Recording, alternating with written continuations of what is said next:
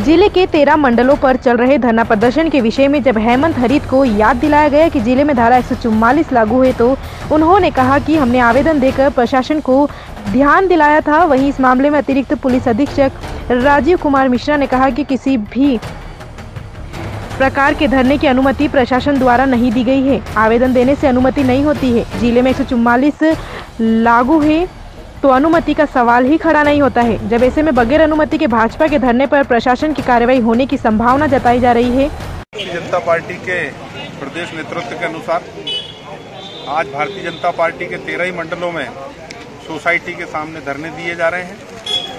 किसानों के साथ जो यूरिया खाद जो उपलब्ध करानी थी, वो यूरिया खाद भी उपलब्ध न कराते हुए उनको 2 लाख रुपए की कर्ज माफी की जो घोषणा की थी मुख्यमंत्री जी ने, वो कर्ज माफी की घोषणा भी पूरी नहीं की। बुजुर्गों के साथ, युवाओं के साथ, किसानों के साथ, महिलाओं के साथ, सबके साथ जो छल किया है, उन छल की बातों को लेकर भारतीय जनता पार्टी आज इस धरने के माध्यम से इस गूंगी भेड़ी सरकार को जगाने का काम कर रही है। ये धरने का आयोजन किया जा रहा है।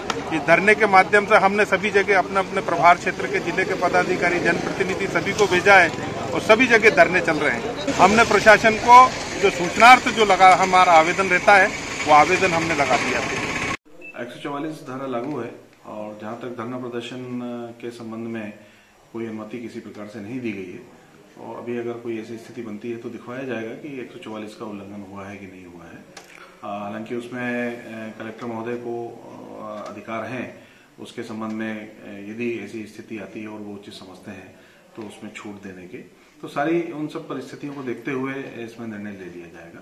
और सभी को ये निर्देशित किया गया है कि ज्यादा संख्या में लोग उपस्थित ना हो और 144 के अंतर्गत ही अपनी कार्रवाई वो ये देखा जाएगा कहाँ पर ऐसा हो रहा है। अलग अलग जगह अलग अलग स्थितियां हैं, कहीं कम संख्या है, कहीं पर अगर ज्यादा है तो उसके हिसाब से फिर देखा जाएगा। उनके द्वारा आवेदन दिया गया था परंतु परमिशन का सवाल ही नहीं उठा। परमिशन तो चूंकि 144 है तो वो नहीं दी जा सकती। इसमें फिर प्रशासनिक स्तर पे यदि कोई निर्णय लिया जाएगा, चूंकि कलेक्टर साहब इसमें सक्षम है इस बारे में निर्णय लेने में, तो उसके अनुसार फिर डिसीजन हो जाएगा। वॉइस ऑफ एमपी के लिए नीमच से दीपक खताबिया की रिपोर्ट।